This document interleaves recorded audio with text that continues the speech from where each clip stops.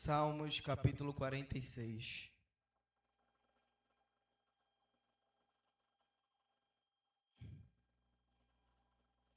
Amém? Quem achou diz amém? Diz assim, eu vou ler na tradução da NVT. Diz assim, Deus é o nosso refúgio e a nossa força, sempre pronto a nos socorrer em tempos de aflições.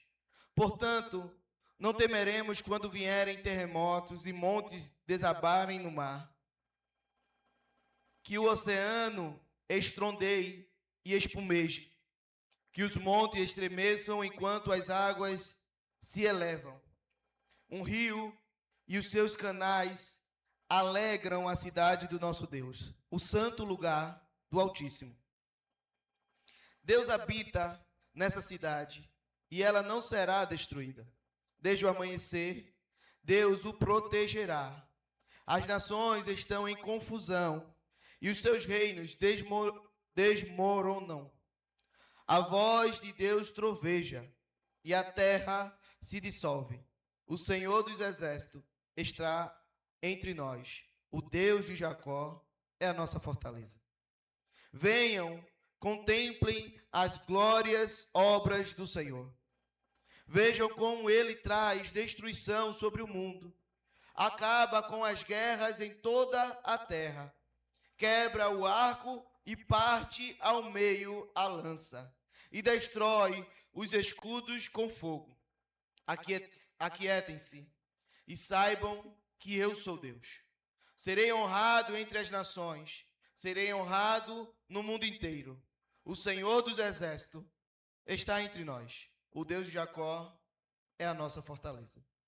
Feche seus olhos. Jesus, muito obrigado. Nós te agradecemos pela sua palavra que chegou até nós.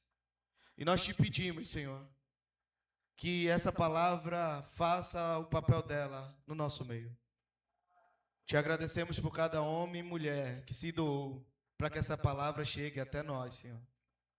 Que pregou esse evangelho e nós estamos aqui por causa disso. Que seja o teu Espírito nos conduzindo. Que seja o Senhor falando conosco. Que seja a sua mão nos orientando e nos guiando. Senhor, eu falo por mim, que eu desapareça e que o Senhor cresça. E que seja o seu nome sendo glorificado e exaltado para todo sempre.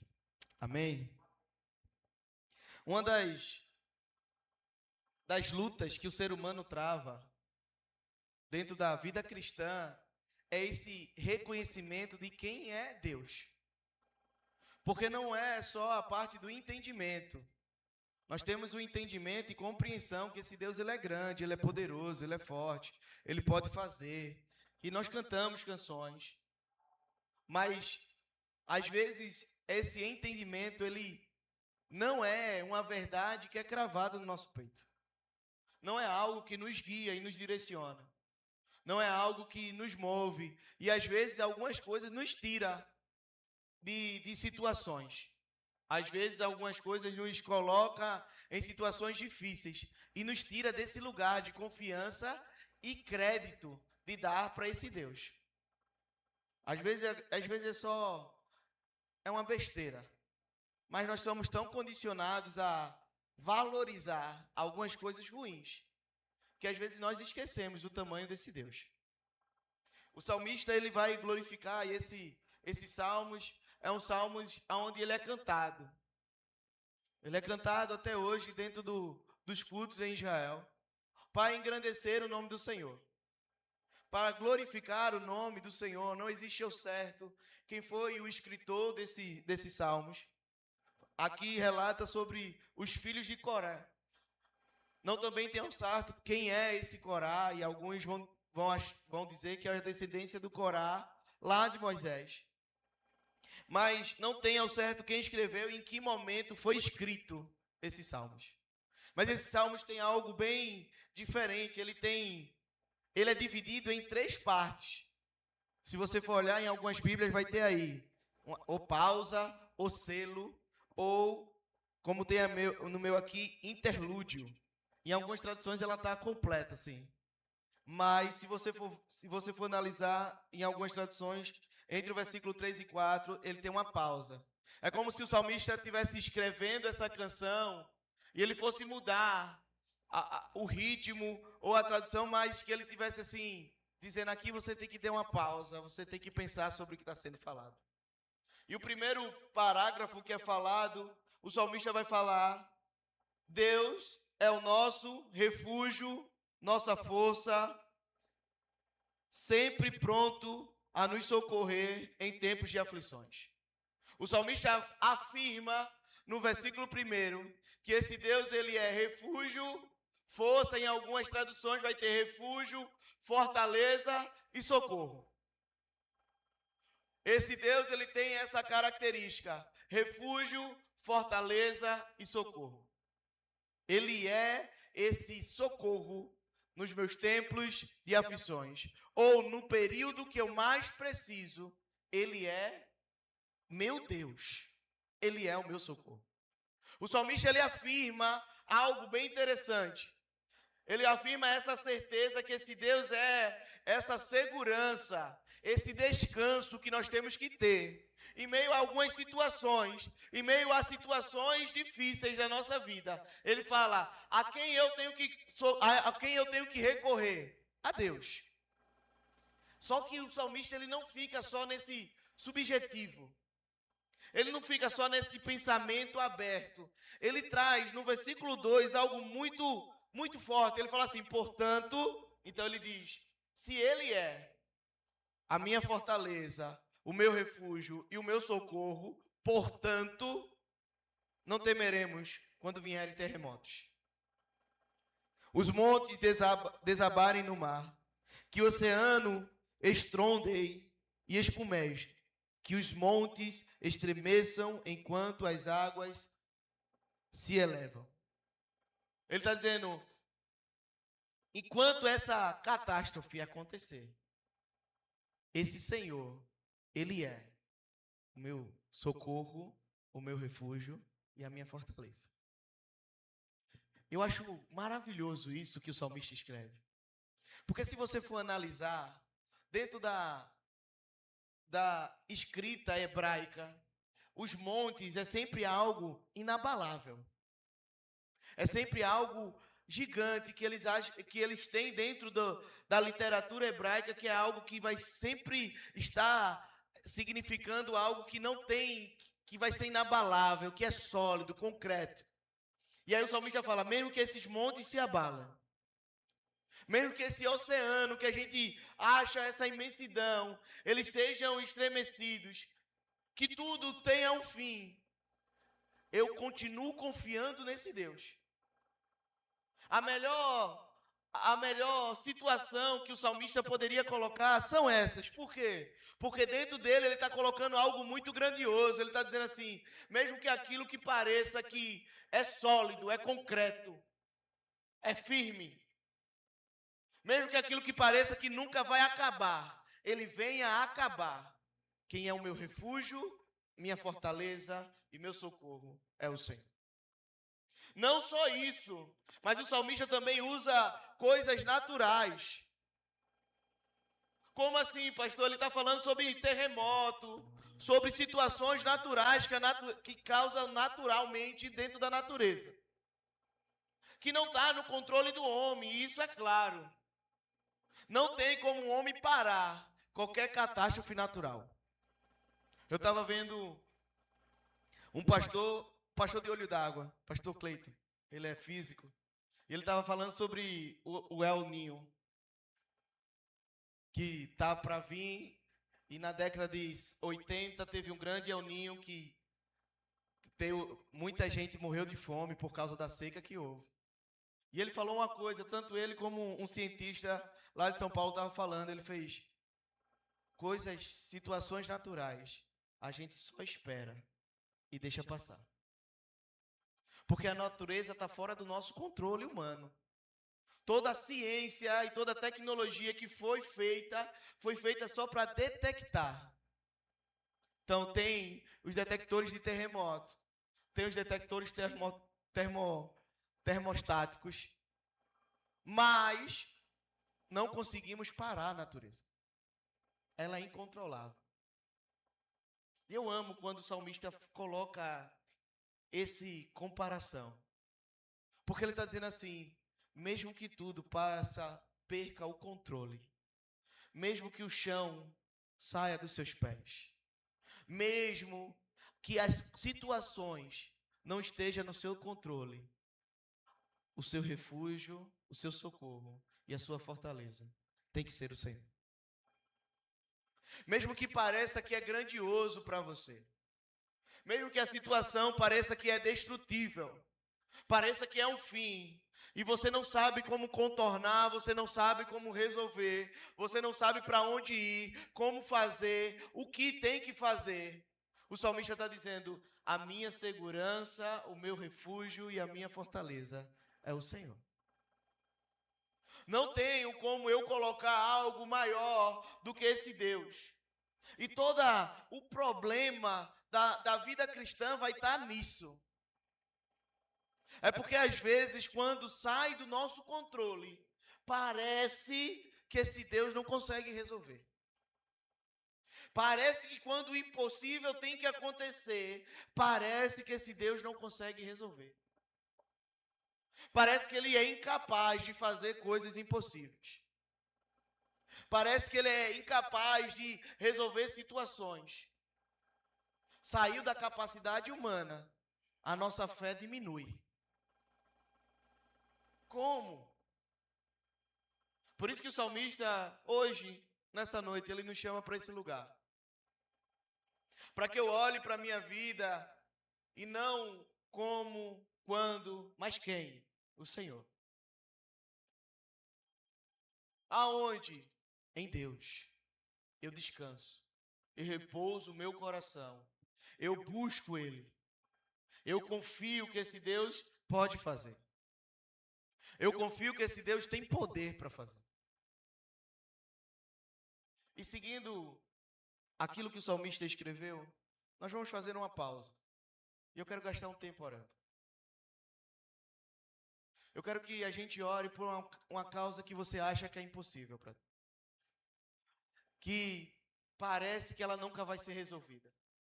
Parece que ela nunca vai acontecer. E seja com você ou seja com alguém muito perto de você. Parece que está fora do controle humano. Como o salmista escreveu, está fora, é uma catástrofe, é algo que, por mais que a gente queira fazer, a gente não consegue fazer nada. Eu queria que você apresentasse a Deus em oração. E você entregasse a Deus. Então, se você puder fechar os seus olhos. E você fizesse essa oração ao Senhor. Reconhecendo que Ele é a sua força, o seu socorro. Ele é quem pode resolver. E não são as circunstâncias que mudam o poder desse Deus. Senhor, nós estamos aqui para glorificar o seu nome. Nós estamos aqui, ó Deus, para exaltar o seu nome. Por mais que os montes que são maiores do que nós, que na nossa capacidade humana nós não teríamos capacidade para fazer. Por mais que algumas situações que fujam do nosso controle, que saiam das nossas razões e lógicas, nós estamos aqui, ó Senhor, reconhecendo que o Senhor é Deus. Nós estamos aqui reconhecendo que o Senhor pode fazer e o Senhor tem poder para fazer. Nós estamos aqui reconhecendo, ó Deus, que o Senhor é o nosso refúgio, o Senhor é a nossa fortaleza, o Senhor é o nosso socorro. E nós estamos indo em direção ao Senhor, refugiando o nosso coração e a nossa mente, colocando toda a nossa súplica a Ti, ó Deus, que pode fazer, e entregando essas situações em Suas mãos. Não são as situações, não são as circunstâncias, não são as coisas terríveis que acontecem conosco ou durante a vida que muda o seu poder e a sua grandeza. O Senhor continua sendo Deus. O Senhor continua sendo grande. O Senhor continua sendo exaltado. Ninguém tira o Senhor do trono. E por isso que nós estamos aqui, Deus. Nós estamos aqui para entregar. Mesmo que pareça que é o fim, a última palavra sai do Senhor, Jesus. É o seu nome. é o seu poder. O Senhor pode fazer. E nós te agradecemos. Em nome de Jesus. Amém? O salmista continua. E agora ele vai como se fosse para outro assunto. Tratando sobre essa grandeza e esse descanso, ele fala, no versículo 4, um rio e os seus canais alegram a cidade do nosso Deus, o santo lugar do Altíssimo. Deus habita nessa cidade, e ela não será destruída. O salmista ele vai falar no primeiro sobre grandes coisas e sobre a confiança que nós temos que ter em Deus. Nesse segundo parágrafo, o salmista fala sobre a presença desse Deus.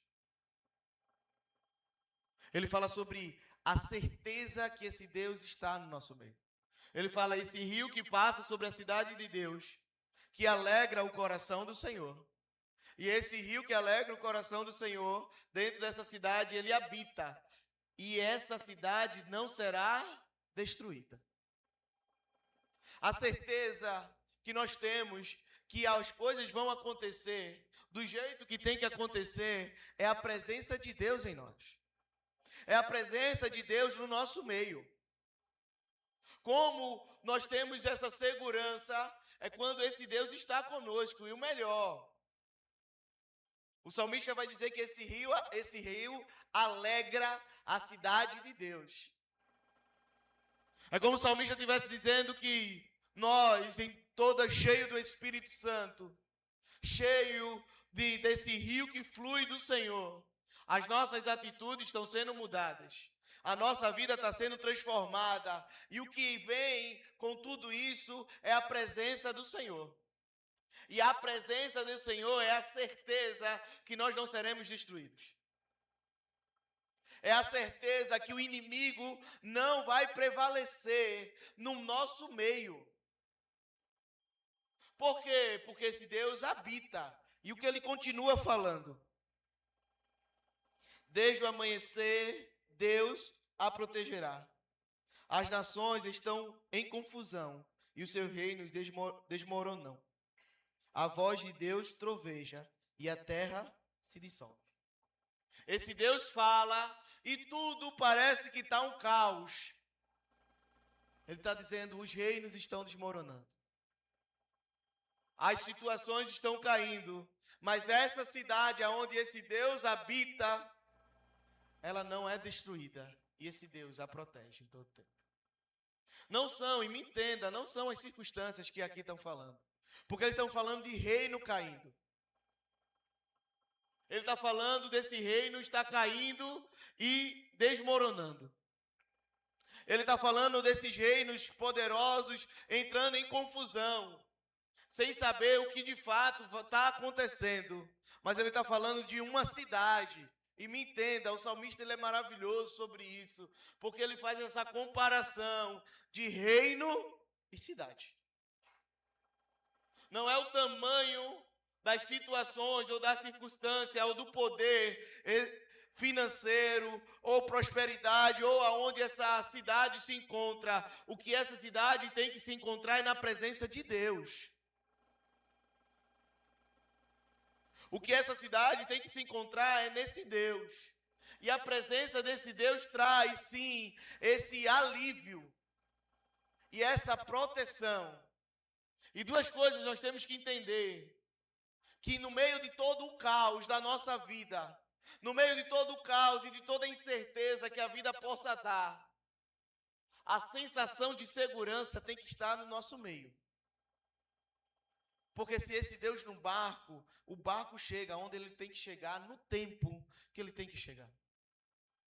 Esse Deus, ele não abandona, ele não desiste, ele não frustra. Os seus planos acontecem. Mas a presença dele tem que estar. O que nós não podemos deixar é que a presença desse Deus vá embora.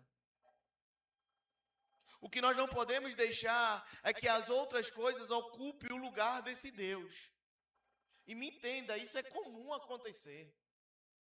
Nós estamos estudando a igreja de Coríntios, e a igreja de Coríntios se perde. com todos os ensinamentos, toda a grandiosidade de filosofia e entendimento que ela tem. Isso pode acontecer. A igreja de Laodiceia, João escreve e diz assim, Jesus falando para aquela igreja, Apocalipse, eis que estou à porta e bato. O culto está acontecendo lá dentro, mas Jesus está fora. O que nós não podemos trocar é a presença desse Deus no nosso meio. E o que é que vai espantar a presença do nosso Deus? É essa alimentação de pecado que nós podemos ter na nossa vida e no contexto coletivo de igreja. Eu não posso achar que é normal o pecado na minha vida e nem na vida do meu irmão. Eu não posso achar que é comum. Por quê? Porque se eu estou achando que é comum, eu estou colocando a presença de Deus em xeque ou em segundo plano. Eu estou dizendo que esse Deus, ele é variável. Pode estar como não pode estar. Por isso que o salmista fala sobre essa alegria no Senhor, do Senhor sobre esse rio que passa na cidade de Deus. Porque esse Deus, ele não vai estar em comunhão com aquilo que não é da vontade dele. E isso seja, me entenda, como igreja, como povo de Deus, como coletivo. Isso seja na minha casa, na minha família. Isso seja como indivíduo. A presença de Deus tem que estar o tempo todo e ela tem que ser a coisa mais importante das nossas vidas. Eu não negocio essa presença. Eu não jogo fora. Eu travo as minhas lutas e as minhas guerras dentro de mim, comigo. Mas eu não deixo o Senhor sair. Salmos 51. Davi vai escrever, depois que o pecado dele é descoberto. E ele vai falar algo bem interessante. Davi vai dizer assim, não afarte de mim o teu espírito. Davi, ele é rei. Ele não diz assim, Senhor, não afaste de mim o trono. Não tira de mim a reputação. Maior do que qualquer outra coisa. Não afaste de mim o teu espírito. Pode me faltar tudo. O que não pode me faltar é o Senhor. Eu posso perder tudo. O que eu não posso perder é o Senhor. E essa aqui é a maior crise que eu vejo dentro da igreja hoje. Porque agora nós estamos trocando o Senhor com outras coisas.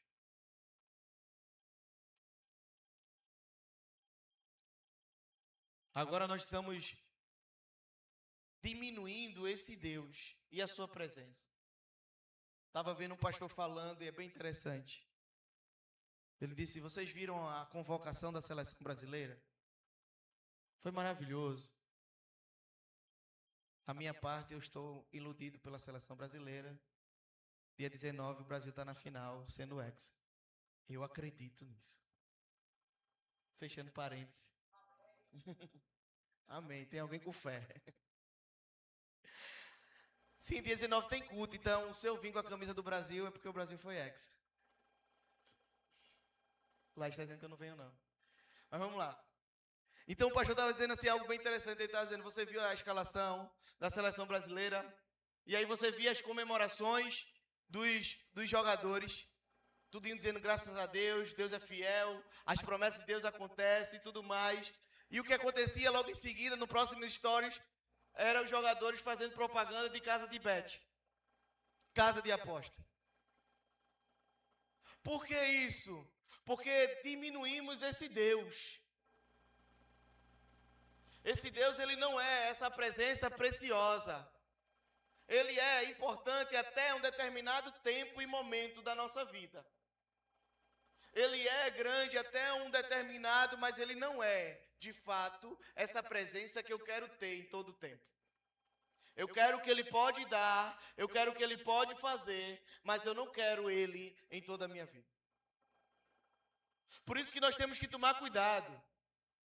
Por isso que nós não podemos entrar nessa crise de fé sobre a grandeza desse Deus. O que nós temos que fazer, de fato, é entender que Ele é precioso, valioso. E Ele tem que estar, de fato, presente, não uma ideia, não filosoficamente falando, mas de fato presente na minha vida. Como assim, pastor? Eu penso. Quando eu oro, eu sei que Ele está. Quando eu vivo, eu sei que Ele está. Quando eu vou no trabalho, eu sei que Ele está. Quando eu estou na minha casa, arrumando a minha casa, fazendo o que eu tenho que fazer, eu sei que esse Deus está lá. E aí eu não negocio, por mais que venha pensamento, por mais que venha atitude, por mais que venha alguma circunstância que queira me tirar dessa presença, eu não estou lá, eu não faço, porque esse Deus está lá. É simples, só para a gente entender. A gente vem para o culto e todo mundo fica com medo de falar uma besteira, de falar um palavrão, falar uma mentira, de tomar uma atitude na frente dos irmãos. Mas dentro de casa, quando não está na igreja, na frente que não é, aí eu falo, eu xingo, eu tomo atitude que é pecaminosa, porque eu não estou na presença dos irmãos. Vocês estão me entendendo o que eu estou falando? A presença de Deus, ela é menor do que a presença do meu irmão. Por isso que o salmista fala, essa cidade que esse Deus habita, ela não é destruída. A presença de Deus tem que estar no nosso meio. E ela tem que ser, de fato, real. Ela não pode ser subjetiva. Ela não pode ser imaginatória. Ela tem que ser real. Eu tenho que crer que esse Deus está aqui. Eu tenho que crer que esse Deus está na minha casa. E aí? E aí eu não cometo, eu não faço, porque eu estou diante desse Deus. Eu meço minhas palavras, porque eu estou diante desse Deus. Eu revejo os meus comportamentos, porque eu estou diante desse Deus. A habitação desse Deus. O salmista vai terminar, o Senhor dos exércitos está entre nós. O Deus de Jacó é a nossa fortaleza. E eu queria que a gente fechasse os olhos. E a gente vai orar por essa presença. Você vai orar por você. Você vai orar pelo seu coração. E se você entendeu algo que precisa pedir perdão ao Senhor, porque você não valoriza a presença desse Deus, você peça e diga: Deus, eu preciso do Senhor. Senhor, nós estamos aqui, reconhecendo a sua grandeza e a sua soberania.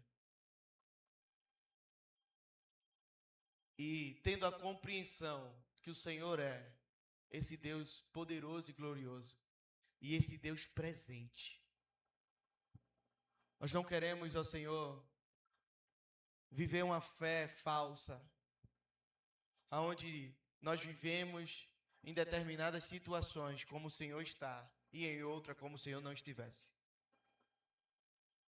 Ó Deus, nós queremos andar como um povo dos céus, um povo que segue o Senhor, um povo que anda direcionado pelo seu Espírito, um povo que tem certeza e verdade que a sua presença é real e ela está no nosso meio. Então, Jesus, nós estamos aqui, antes de mão, pedir perdão, porque muitas das vezes nós diminuímos a sua presença. Nós diminuímos, ó Deus, quem o Senhor é, com as nossas atitudes e os nossos comportamentos. E falhamos diante do Senhor. Não reconhecendo que o Senhor estava lá. Não reconhecendo que o Senhor estava fazendo e sendo esse Deus sobre todo-poderoso. Mas nessa hora, Senhor, nós pedimos perdão e apresentamos o nosso coração diante do Senhor. Faz a sua obra no nosso peito. Faz, ó Deus, crava essa certeza e essa verdade que o Senhor sempre está lá. Que nós venhamos ser esse rio que alegra o Senhor. Que nós sejamos, ó Senhor, esses canais que alegram a sua cidade. E que o Senhor não seja só uma visitação, que nós não sejamos só interesseiros em saber e querer sobre aquilo que o Senhor pode nos dar. Mas de fato o Senhor seja que o Senhor habite em nós, na nossa casa, na nossa igreja, na nossa cidade. Que nós sejamos a alegria do Senhor em São José da Tapera, nas cidades circunvizinhas. Que nós sejamos esse rio que alegra o Senhor por onde nós passarmos. Pai, em nome de Jesus, crava em nós essa certeza da sua presença. Crava em nós essa verdade. Que nós viemos tratar o Senhor como quem está sempre aqui do nosso lado. Essa é a nossa oração. Em nome de Jesus. Amém. O salmista continua. E ele vem agora no versículo 8. Ele chama para algo extraordinário. Ele fala assim: venham e contemplem. Só para parar. Por causa da aceleração de informações, por causa da internet e das redes sociais, nós estamos nos acostumando a não parar para contemplar.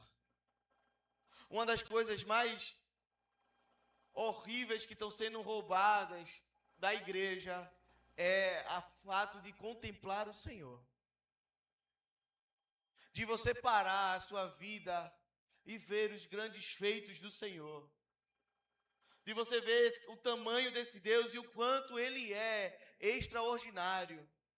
O convite do salmista é para esse lugar.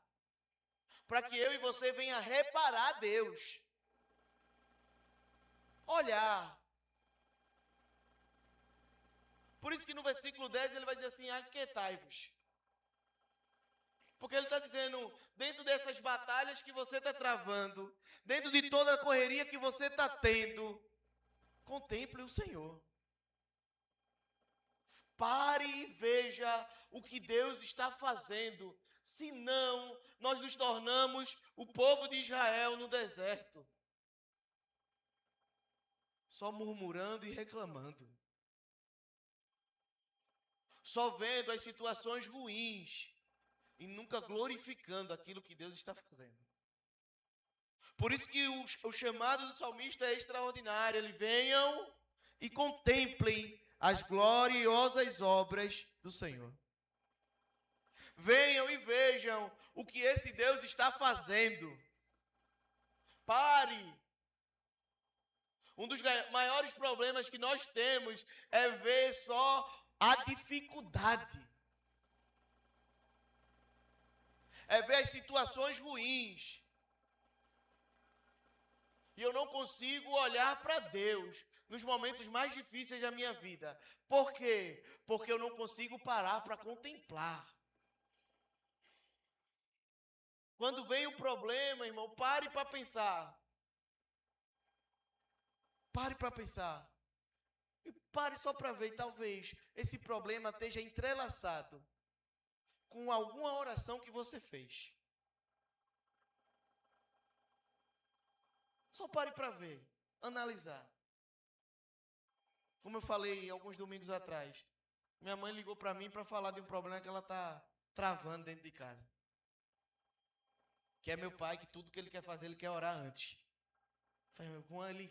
Ele ora antes de sair, quando chega na escola ele ora, quando sai da escola ele ora, quando chega em casa ele ora de novo, ele assiste a novela, acaba a novela, ele me chama para ir para o culto e fica reclamando, o culto doméstico, fica reclamando porque eu fico dormindo. Eu digo: é 11 horas, meu filho, eu tenho que dormir.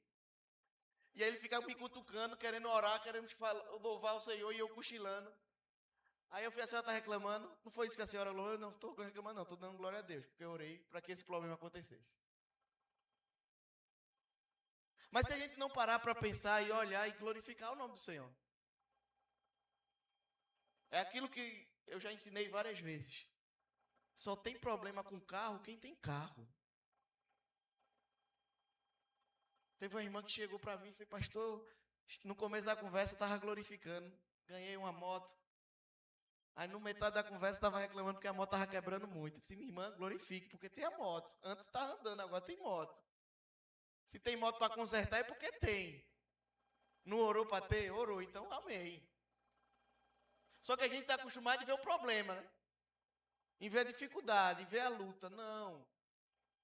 Contempla o Senhor. Glorifica os grandes feitos que esse Senhor está fazendo. O problema vai ter a vida toda. O problema vai ter a vida toda. Vai acontecer sempre algo que vai tirar, que vai trazer dificuldade. Nunca vai ser algo perfeito, sossego. E se está procurando isso, você está sendo iludido. Mas o que eu não posso deixar é que toda essa vida de dificuldades e lutas me tire dessa contemplação desse Deus. E o pior de tudo é que me tira desse lugar de descansar no Senhor. De reconhecer a grandeza desse Deus. De saber que esse Deus está fazendo. E aí eu não consigo ver Deus, mas eu vejo as dificuldades. Eu vejo as lutas, eu vejo os aperreios. Eu vejo a situação, o cenário que está horrível. E aí eu esqueço que esse Deus ele é soberano sobre todas as coisas. Por isso que o salmista chama a gente para contemplar as gloriosas obras do Senhor. E ele fala, vejam como ele traz destruição, aqui está destruição, sobre o mundo. Ele está falando sobre acabar com as situações ruins. Acaba com as guerras em toda a terra, quebra o arco e parte ao meio a lança, e destrói o escudo com fogo. Ele está falando sobre um cenário de guerra, e ele está dizendo, veja, eu quero que você venha ver o que esse Deus está fazendo. Eu quero que você venha ver, contemplar o poder desse Deus. Ele pode destruir o mundo. Ele acaba com todas as guerras. Por que ele acaba com as guerras? Porque ele é poderoso, ele é o Senhor dos exércitos, e ele pode fazer. Ele tem poder para fazer. Esse Deus, ele faz. E aí, às vezes, a gente traz dentro da nossa pequenez, ou dentro dos nossos problemas humanos, colocamos Deus dentro da nossa caixinha, e esse Deus está fazendo. Em meio a guerras que estão acontecendo, esse Deus está fazendo e a sua igreja está avançando. Tem um pastor brasileiro que ele é presidente de uma organização internacional, ele toma conta de alguns pastores pelo globo. E aí ele estava falando sobre um pastor que nessa guerra, Rússia e Ucrânia, o pastor ucraniano, dentro da igreja, caiu uma aljava de um míssil dentro da igreja. Caiu e não explodiu. O exército foi lá, tirou a munição e ele disse, não, deixa a carcaça aí porque eu quero que todo mundo veja o poder desse Deus. Teve outro pastor também na Ucrânia que não teve tanto livramento como esse pastor. A bomba caiu, a igreja destruiu, glória a Deus que não foi no momento de culto. Os irmãos se reuniram, começaram a construir e reerguer a igreja, e a igreja que tinha em torno de 300 membros, em menos de um ano, começou a ter 3.000, porque a igreja cresce. Aí só que a gente olha para a guerra, esse Deus está fazendo. Em meio a toda a perseguição no Irã, e tudo que está acontecendo de guerra, de perseguição, de morte de cristão, a igreja no Irã é a igreja que mais cresce no mundo. Não em templos, mas em cavernas. E aí, esse Deus está fazendo. Olhe para a sua vida. Em todas as lutas que você está travando, olhe para as bênçãos que Deus está fazendo com você. Olhe para que todas as dificuldades, e muitas delas, fez você confiar mais nesse Deus. Em todas as lutas que você passou, você orou mais. Você buscou mais o Senhor. E esse Deus fez. Ou ele não fez? Ele mudou. E aquele cenário que parecia impossível aconteceu. Hoje você pode estar em outros problemas e outras dificuldades. O que o salmista está nos chamando é: veja o que o Senhor está fazendo. Não perca a viagem dessa vida olhando para outras coisas. Contemple o cenário. Toda vez que eu falo sobre isso, a imagem é de uma pessoa numa viagem no trem. E essa pessoa está na janela, perdendo tempo com coisas que não podem ser resolvidas. Enquanto Deus está querendo que ele olhe para a janela e contemple a paisagem do que está acontecendo. Sou eu e você aperreado. Por isso que no versículo 10, parece que o salmista muda de atitude. Ele está profético agora. E ele fala assim: aqueitai-vos. E saibam que eu sou Deus. Aquiete seu coração. Descanse no Senhor. Refugie no Senhor. Eu estava pesquisando algumas situações de grandes coisas que aconteceram. 2020 foi algo sobre isso. O texto mais lido em 2020 e meados de 2021 foi o Salmos 46. Tudo saiu do controle. Ninguém podia fazer, ninguém sabia o que tinha que fazer. O único local que a gente poderia estar é quem? Em Deus. Aquietai-vos. Saber que eu sou Deus. Essa era a única certeza que a gente poderia ter no mundo. E aí eu fui pesquisar algumas histórias, pedindo a inteligência artificial para trazer algumas histórias, e aí ele me trouxe a história do Titanic. Que quando foi lançado o Titanic, era um navio que não podia, que todo mundo dizia que ele ia ser, não podia afundar. Tinha uma tecnologia no Titanic que era algo novo naquele que, se houvesse algum furo no casco, automaticamente essa tecnologia reparava o casco.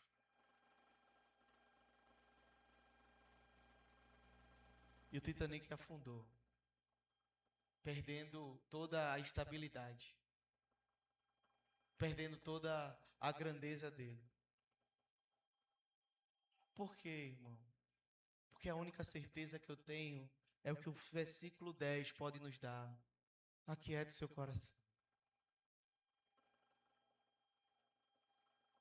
Descanse no Senhor.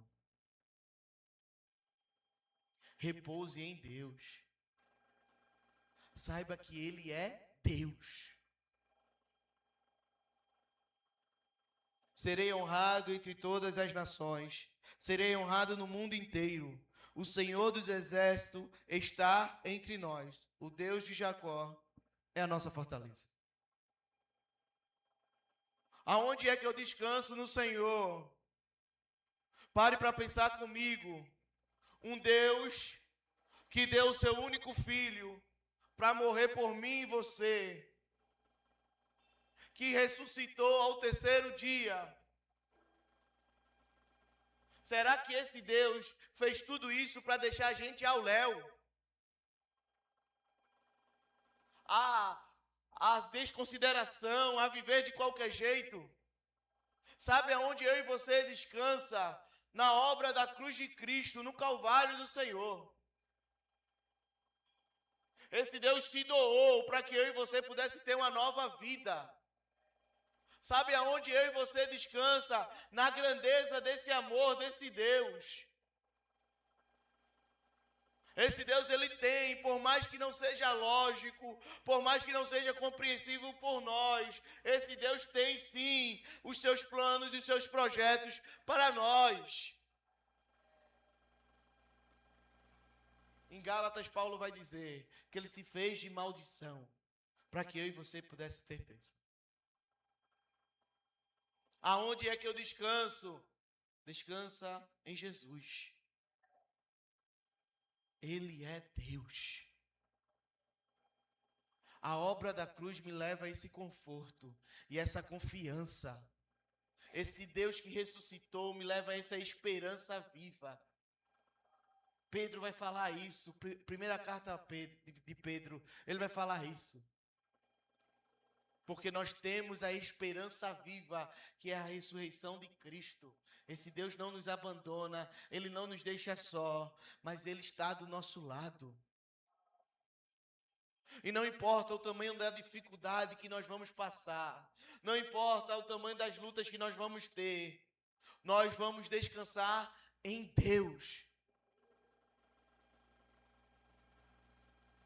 A pior dificuldade que nós podemos ter é achar que o descanso é um local, é uma situação na vida, é um conforto. O descanso do cristão é Cristo. É uma pessoa. Como eu sei que tudo vai dar bem, é porque Ele está lá. E por mais que a tempestade bata no meu barco, eu consigo dormir, porque esse Deus está lá. John Wesley, fundador dos Metodistas, como missionário foi para os Estados Unidos, a Nova Inglaterra. E aí ele volta frustrado porque a obra não foi do jeito que ele imaginava, passou por muita dificuldade, e no navio que ele estava voltando, ele encontrou os morávios, um povo da Alemanha que teve um avivamento. Esse navio começa a balançar, a tempestade começa a balançar esse navio, e estava certo já que ele ia virar. John Wesley desce para se proteger, e quando ele desce, ele encontra um povo glorificando a Deus, exaltando o nome do Senhor. E aí o John Wesley fica agoniado, porque está todo mundo aperreado, e o povo está orando e louvando, com os seus livros de cânticos, louvando a Deus. E aí ele para perguntar: por que vocês não estão desesperados? Ele fez: porque nós confiamos no nosso Deus. E Ele tem, sim, o melhor para nós.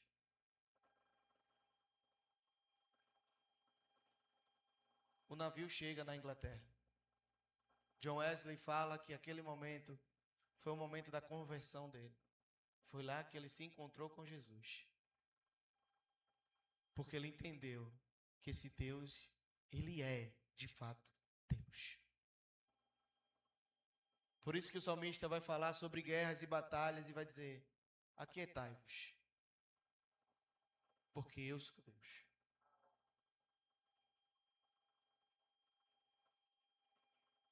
O que nós temos que ir para enfrentar essa semana que vai começar, no nosso trabalho, na nossa família, em todas as circunstâncias, são 3 coisas e 3 certezas que nós temos que ter.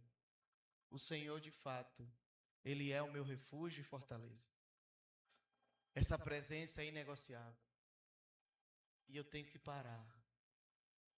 Não posso deixar. Mas eu paro para contemplar os grandes feitos do Senhor. 3 coisas têm que estar dentro do meu coração. Eu sei a quem recorrer. Eu não negocio essa presença.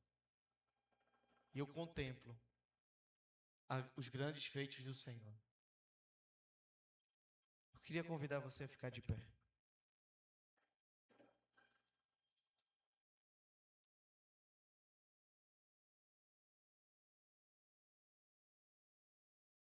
E eu queria que a gente orasse.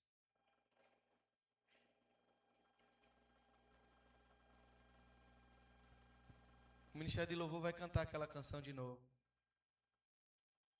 Mas eu queria que você orasse ao Senhor.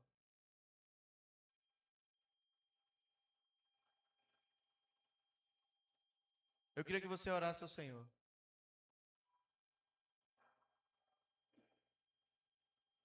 E você vai orar apresentando a Deus o seu coração, a sua vida. E você vai pedir a Deus para que você venha aprender a descansar no Senhor. Em meio a todos os aperreios, em meio a todas as dificuldades, em meio a todas as lutas, se Deus me ensina a contemplar. Me ensina a descansar no Senhor e ver os seus grandes feitos. Me ensina a glorificar o Senhor. Me ensina a exaltar o Senhor. Me ensina a, de fato, aquietar o meu coração e o meu pensamento.